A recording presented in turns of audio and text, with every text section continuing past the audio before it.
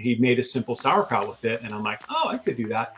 And that was what the trigger for me to do it. And then I had no idea what sort of transformation it did create.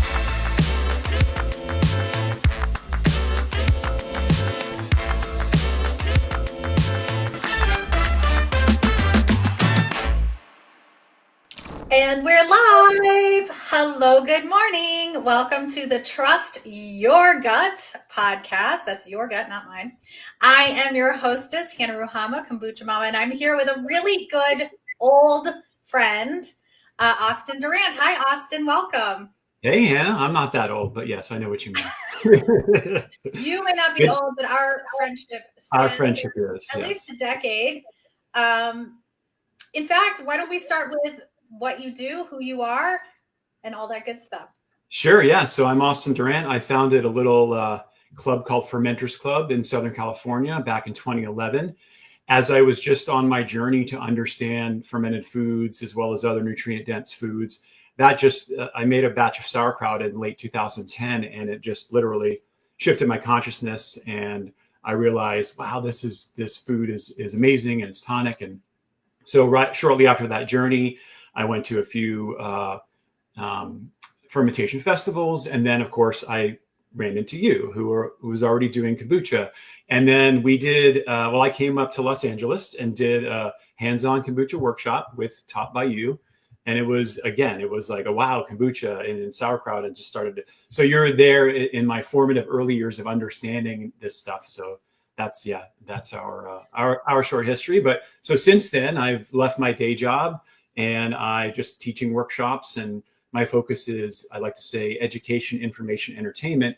So teach people how to do this, how to make this stuff at home and feel confident, but also have fun with it and realize that it's part of, just a healthy lifestyle. Absolutely. Well, you came up for a kombucha camp when I was still teaching out of my home. Those days are no more. So you are part of the history there, and you have a new book.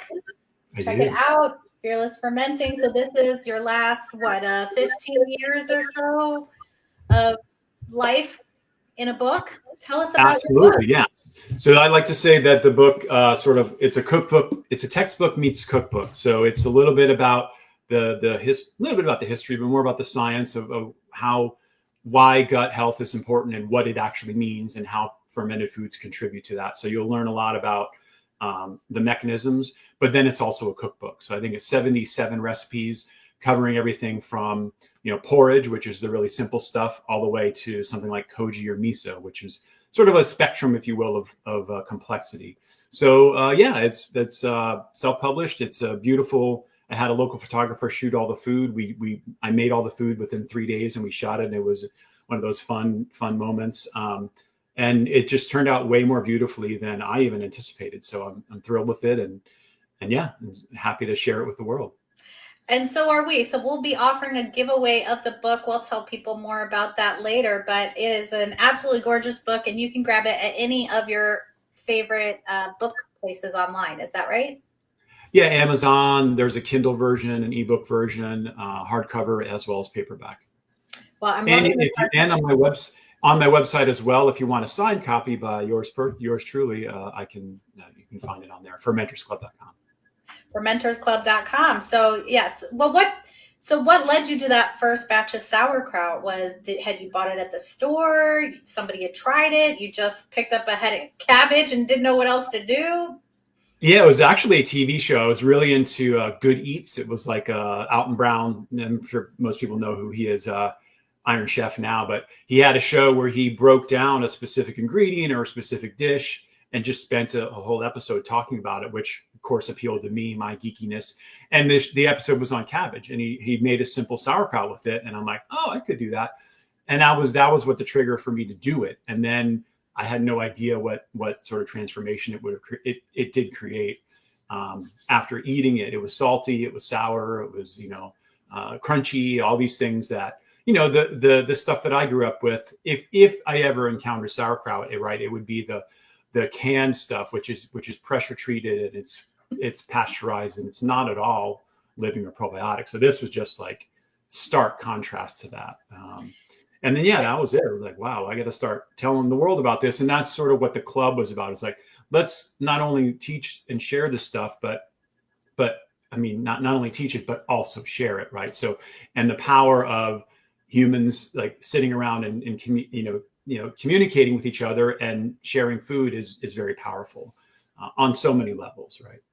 Well, and you came to it at a good time because it was right around then that the fermentation festivals were really starting to take off here in Southern California. I helped organize one of the very first ones up in Northern California with that Michael Pollan and Sandra Katz and a bunch of great people came to. But it was right around then, like Katie out of Santa Barbara was doing them. I think even you organized some fermentation festivals. I can remember the really windy one where we all almost blew away. But you've been very passionate about getting the community going and connecting with other people.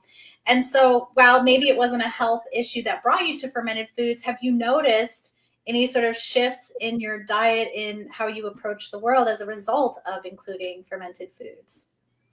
I do. I think early on, it was subtle, but now that it's just a part of my life all the time, I feel, again, this is all anecdotal, as we like to have a little asterisk. I'm not a doctor and I'm not playing on TV, but it's just your energetic level, your ability to digest food, and just I don't know. I mean, it's for me it works. It's compatible with my body. Now, also, if we talk about the Ayurveda, I know I'm a Pitta dosha, which is sort of the fire. So fermented foods tend to feed that fire because they are living and they're sometimes spicy. So I do need to check myself once in a while. I can overdo it, but yeah, just in general, it helps create that fire. If you are one of the other doshas, fermented foods can help balance you out in that way. But yeah, it was just more like just a general sense of well-being, and when you've got a happy gut, it literally, as most of the serotonin that we create in our bodies comes from our gut. So if we've got a good ecosystem down there, we're literally going to be in a happy mood. So yeah, over the years, it's just a part of my life, maybe once or twice a day for sure with each meal, some sort of probiotic rich food. Awesome. Do you also make your own condiments? I do. Yeah. In fact, you might even see behind me here, I've got hot sauce, mustard in the back. So yeah, there's a chapter on the condiments in the book. Ketchup, really, if you think about it, anything that has vinegar in it, if you read the ingredient, could also be retro made by the microbes, right? Because microbes will create those organic acids during fermentation. Well, so then you're also saving money with this hobby because you're sourcing better quality ingredients. You're then able to make many different things out of them, and you're not stuck with what's coming off the shelf in terms of the potentially negative effects of the ingredients on some of those products. Right. I mean, some of those, we know about the food colorings and this and that, but then there's that nebulous natural flavors, which are like, what exactly is that? Can you be more specific? Too many things fall under that definition to have any clarity around it. Right. So you're right. Transparency you're going to get because you are building the dish. And then the truth is they're not that difficult. For example, the ketchup recipe, I kind of cheat. I start off with tomato paste as the base because it's inexpensive and easy to find organically. And then, yeah, just add the spices, a little bit, splash kombucha, some fresh garlic, some herb, some spices, let it sit around for a week. And you've got like the best tasting ketchup. You'll never go back to the bottled stuff, the other stuff. It's good. And then is there a favorite ferment that you have? Like, obviously I love kombucha, hence kombucha camp and all that stuff, but Fermenters Club, that's wide open. Is there a favorite ferment? I mean, I like to say it really depends on the season, right? So because I like to ferment with the season. So of course, something like summertime, cucumber pickles are amazing. But also I've got recipes for like stone fruit because I love stone fruits fresh, but of stone fruit based chutneys. So like kind of like quick fermented chutneys. And then,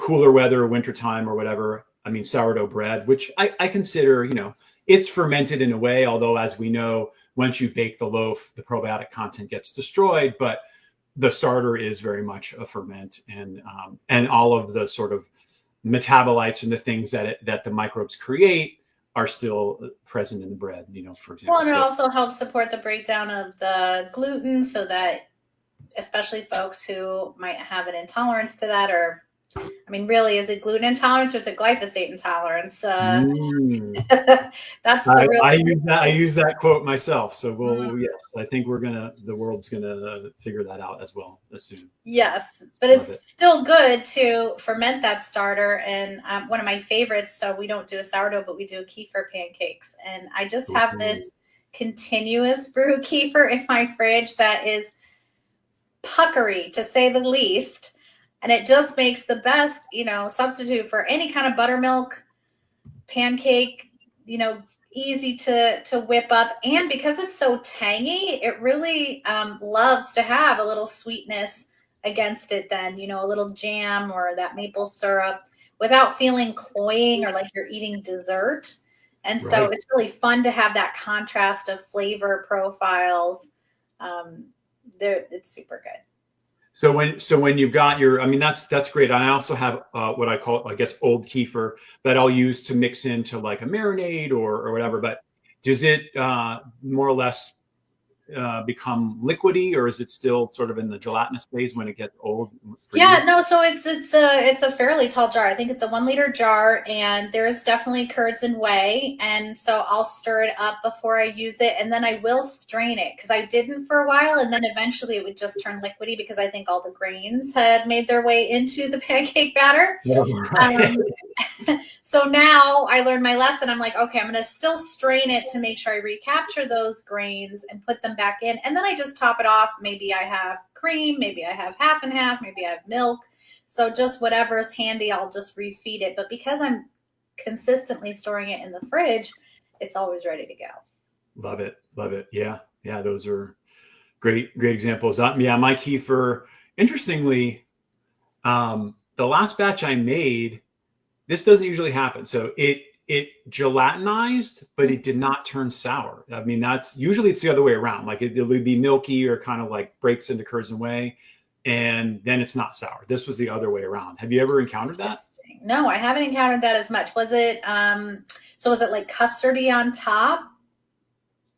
Yeah, I mean, it was pretty uniform throughout. I mean, they do use the cream top milk, so there's going to be the cream anyway. But Right. yeah, it kind of gelatinized, which I'm like, great. And then I tasted like it kind of still tasted like milk, and that so it was just an odd happenstance Did you because throw it all away or you reuse the grains? Did it I recover? mean, I use it. I just probably it gets in my kitchen. It gets demoted to like used to be used with cooking as opposed to just drinking it, right? Because Sure. you want if you're going to drink kefir straight, it's like you want it to be tangy and just that right texture. Absolutely. But what are some of your consistent other ferments that you have handy? I almost always have some sort of fermented vegetable like a sauerkraut or a kimchi. So I've got, let's see, right now I've got kind of like a curtido kraut that I just put up a few days ago. So that'll be ready soon. And usually I'll do my curtido recipe, which is like a Latin American kraut, fresh herbs like oregano, onion, carrot, jalapeno.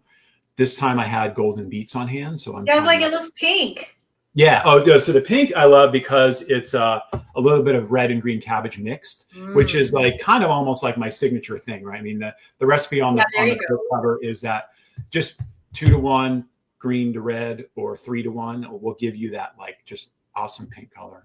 And yeah, it's so eye appealing and delicious. Well, and the red cabbage is a little crispier in a way, texture wise, just to begin with. And so maybe that holds up a little bit better in the fermentation, not as easy to get soft, I suppose. Right. And that's why it's good to use both, right? Because green does soften up, it creates the brine.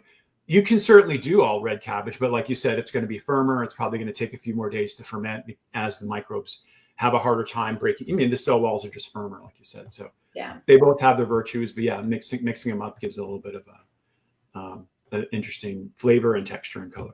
So sauerkraut, condiments, because you kind of make them once and then have them. Like I'll make a batch of hot sauce, usually in the middle of winter, because what I'll do is I'll harvest the peppers, let them sit and ferment for like 5 or 6 months, and then blend it up and make the hot sauce. So that's kind of the rhythm. So the peppers, are they dried? What do you mean they ferment? Like you salt them? I will just kind of I'll just chop up whatever peppers are coming onto my garden, and I'll literally just kind of continuously add them to a brine. So it's just a mixture of different ones, and then just let that sit after pepper season. and then eventually I'll strain out the brine, and I'll Vitamix or blend up the solids, and then kind of temper the brine back in and adjust it just to get the consistency right. Because some people like, let's say, Tabasco sauce, super liquidy. Some people like maybe more like a salsa texture. So it's really up to you. But you've got just that 5 or 6 months worth of both the solids and the liquids that you can kind of play with. Well, that's a nice long fermentation. Do you keep the seeds in there, or do you strain those out? I usually do, yeah. And then because I use a Vitamix, it really just obliterates everything. Yeah. Sometimes if it's an extra hot pepper, I'm a little bit of a hot wuss. I will cut out the membranes if I think of it from the pepper before I add it to the ferment. Well, that's good. So you do that once a year. And then how about beverages? Are you doing any bugs? Do you do shrubs? Do you do kvasses? I mainly stick to the cultured ones like kombucha. That's kind of my go-to. Got a batch probably be ready in a few days for me to flavor. What are your favorite flavors? Oh man, so right now, there's an elder tree in my neighborhood that's kind of on public property, and she's like looking over the street. So right now she's flowering. So I made an elderflower kombucha, and it is just, it's like champagne. I mean, as you know, it's like so delicate and exquisite, and it's like, yeah, I feel like raising my pinky while I'm drinking it. Like, it's just so subtle.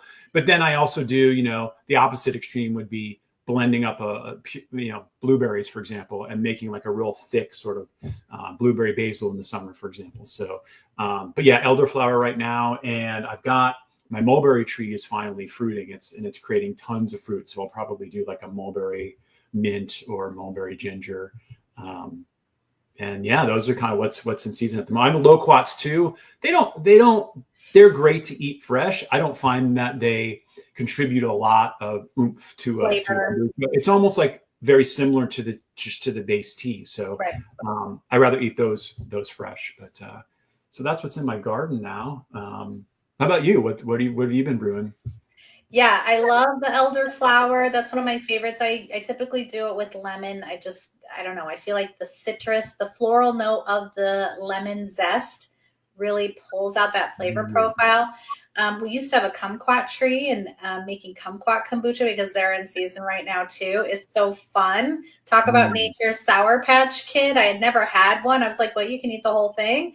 And it's such a fun surprise. And it also makes a really delicious kombucha, because contrary to what you might think, putting sour with kombucha doesn't actually make it more sour. In a way, they kind of balance each other out. So I really love citrus in my kombucha. That could be grapefruit, lemon, kumquat, and so forth. I feel like all of those go really well with the kombucha.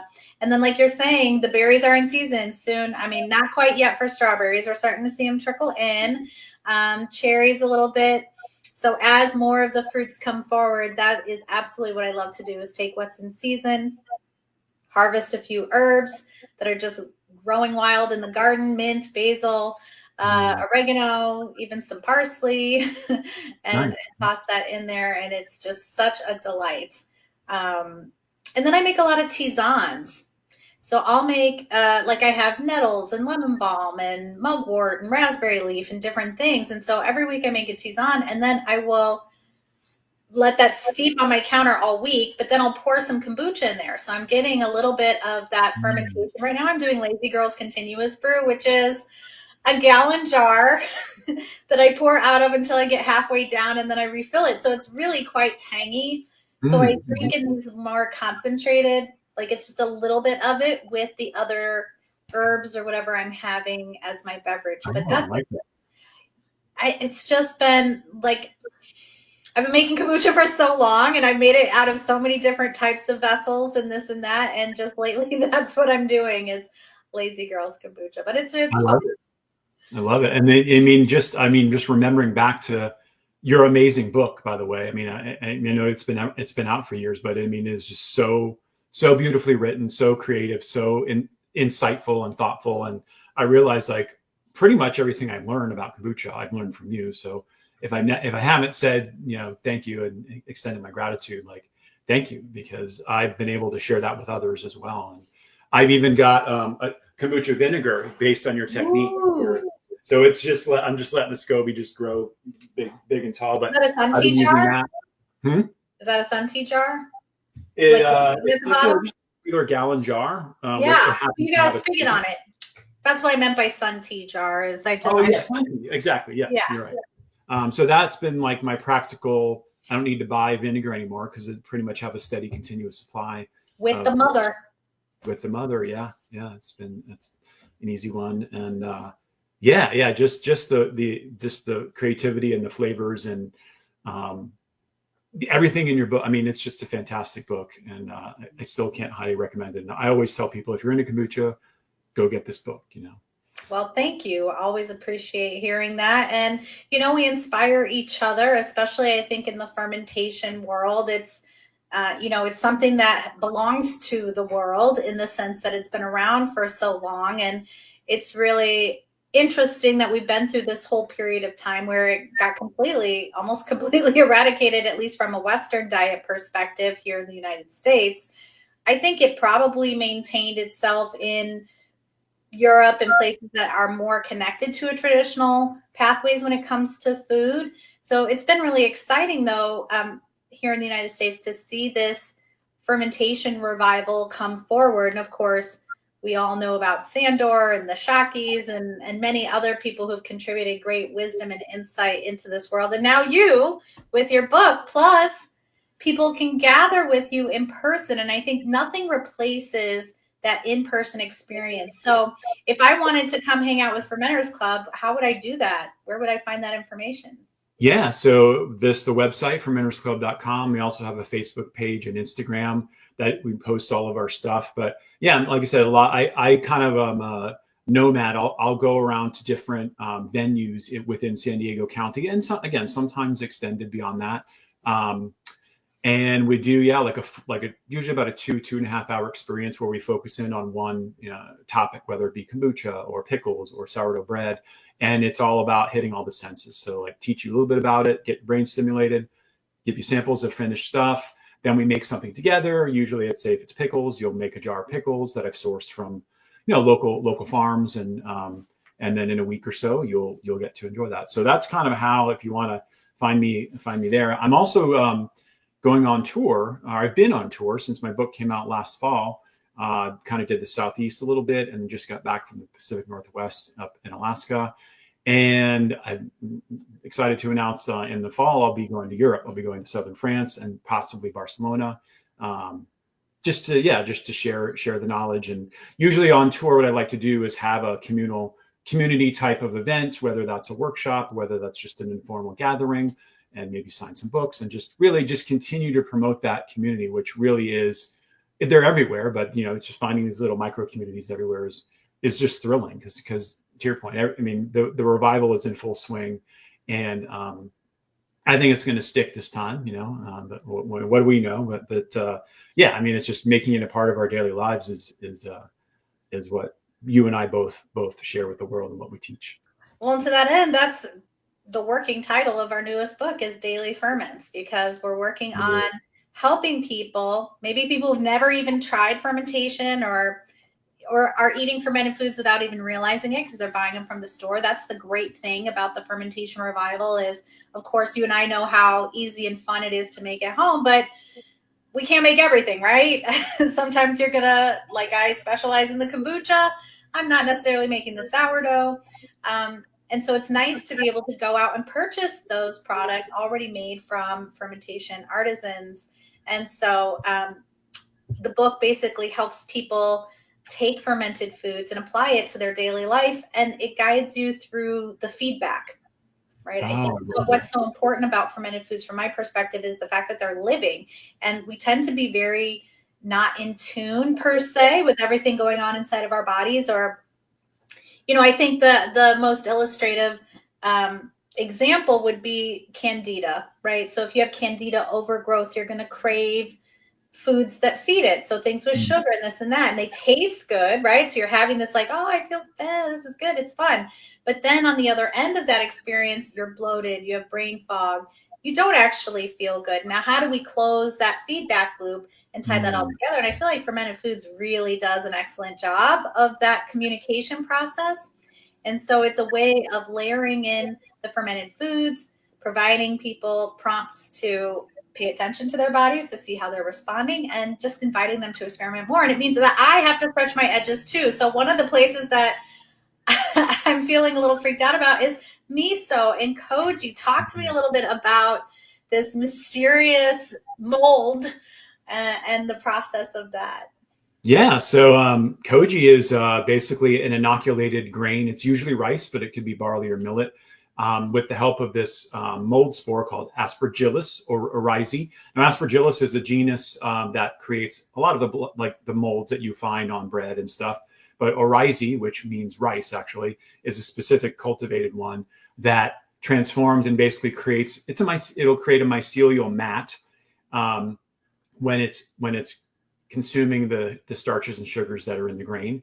And then what it does is what's left behind after the culturation is just a super powerful enzymatic mycelium, basically. So you essentially stop the process when you're making koji before the mycelium finishes, because otherwise the ending the life cycle of a fungus is sporulation, and that's when it creates the spores. Or if you're a mushroom, that's when it fruits. So you want to stop the process right before then, cool it down, and then you're essentially making it. It's sort of alive, but not really. Like, it's sort of ended its life cycle. But then that koji, like you said, then you mix it with something like a cooked legume, like a bean, and then the enzymes just go to work and make this amazing transformative dish called misos, right? So that's kind of the magic. So I like to say it's a double ferment. It is a double ferment because you're sort of culturing that first rice, then you're adding it to beans, and then there's a lactobacillus culture that's coming in. So it's a multi-stage, multi-layered process, and it can take a year or even longer. So it's really mysterious to some, but I think once you start to get it down a few times, you realize, like, nature just wants to do that. You put these two things together, and it just wants to symbiotically create the stuff. So, and miso, and then what you do is you typically blend up the miso into a paste, which you can then put into a broth, and that's what we know as miso soup. But it has endless applications, and it's full of umami, which is that savory flavor. So it's marvelous, and it can be made with, I don't particularly like to work with soybeans. I think they're fussy. Any legume works well. I mean, peanuts, azuki beans, chickpeas, lentils, you name it. It all works with making miso. So it's not that mysterious. Maybe. So the koji does require about a 90-degree Fahrenheit incubation period for about just under 2 days, and then you do have to stay on top of it. But so once you get the hang of that a few times, and it does have a personality, and you'll figure that out. But then you've got that koji. You either want to use it within a few days, or you could freeze it. But I think using it fresh is probably the best application for it. And then does it make more of itself, or are you typically buying new spores because you're not keeping it going? You're like sort of doing a it's not. It is different than a wild ferment like that, in that unless you purposely do sporulate it, which you can do. And it finishes its life cycle, and it's typically like an olive green spore, and capture that. You could theoretically keep going with it. However, I think most people find that after a few generations of that, it tends to peter out in some way. Maybe it's not as pure. So that, and if you talk to any commercial maker, they don't do that. They'll tell you, like, we can't afford the quality. So they're buying pure spores from a few suppliers around the world, mostly in Japan, but which is where koji originates. But so that's typically. But I mean, I played around with it. I have overmade or overdone the koji, not on purpose, but I'm like, I'm going to turn lemons into lemonade. So then I'll blend up the koji, and then it will sporulate into, or it will be the seed for the next batch of koji. So again, at the home scale where there's not a lot at stake, I encourage you to play around with that. But that's kind of what I know about the koji spore. Yeah, well, great. I feel a little less intimidated. I mean, what do you think is harder, your koji spore or your sourdough? I would say koji is a little more tricky. Sourdough. And speaking of that, I'm going to make a shameless plug here. So I created a scale called the Fermatrix. So basically what it is, so this is something, So look at any recipe in there, you'll see the Fermatrix score. And what that really is there you go. There you There's go. the scale. Yeah. The idea was, and this may go along with, kind of the new material you're working on, is like to get people, it's kind of like a choose your own adventure wherever you are in Right. your fermentation journey. Maybe you're a beginner, so you might want to stick to dishes that have a lower fermatrix score. And what that is the synthesis of variables like, do you need a culture? Is it potentially hazardous? How long does it take? How many ingredients are there? So the simplest example would be porridge is on the lower end. So it's just oats and water at its base. So that's all you need, and it takes about a day to start to ferment. So that's an example of I think that's got a fermatrix score of a 7. Mm-hmm. The other extreme, to get back to what we were just talking about, would be red miso, which is made from koji. So you have double ferment. You have a long period of time. Yeah. You have so all those conspire to create a higher number score. Mm-hmm. I think it's like 21 or something like that. So it's just so when you're looking at a recipe in the book, you're like, oh, this is a 12. That I can do that, that kind of thing. So it's just to kind of help you level set dishes that are fermented relative to one another. So I hope it catches on. It's something that I like. If people, maybe I'll open source it and say, and I want input from other fermenters and say, is there something I missed? Is there another dimension that I didn't think about? But yeah, so that's the fermatrix score. So miso would be on the upper extreme, and that's in the chapter called Epic Ferment, which epic both because they're complex, but also because they're longer. What is your most epic ferment you've ever made? I guess it would probably be miso. Although is red miso harder than regular miso, or it's just a different technique? Yeah, red miso is just the name. It's the name of the classic style that's about the year-long ferment, and it's red because during the long fermentation, the enzymes I was talking about create a ruddy color, even in soybeans, which are yellow. But I also tend to make miso with azuki beans, which are red already.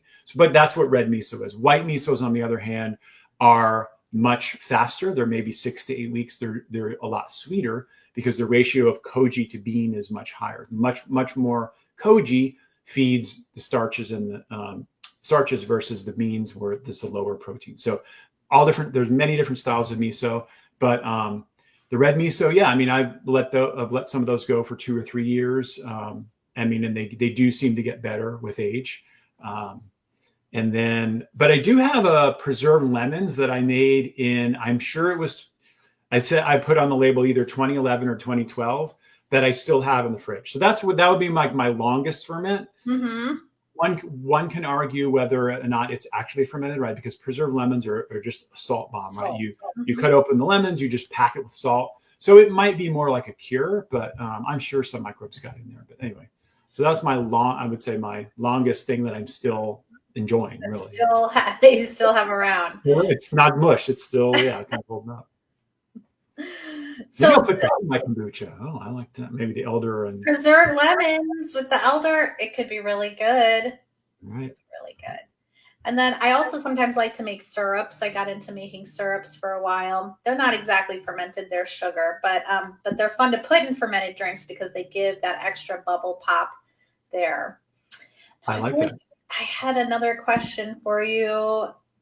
Well, I certainly have loved learning about all of these fermented foods. And part of why I was holding up the book earlier is because the photography really is quite beautiful. And, if you're a fermented foods fan, even just enjoying, there's so many great tables and different bits of information here. As he said, that fermatrix score, which even has the chickpea natto only at a 14. So some of these ferments aren't as hard as they might seem. I'm excited to dive in and use this wonderful resource as we're pulling together our new book, which won't be out until 2027. So don't worry, we got a ways to go. But it's been such a pleasure enjoying this conversation with Austin. And we will share more details about how you can win your own copy of Fearless Fermenting. But definitely check out fermentersclub.com for workshops, his tour, and everything. Lots of great resources there. Thank you, everybody. Hope you have a wonderful day.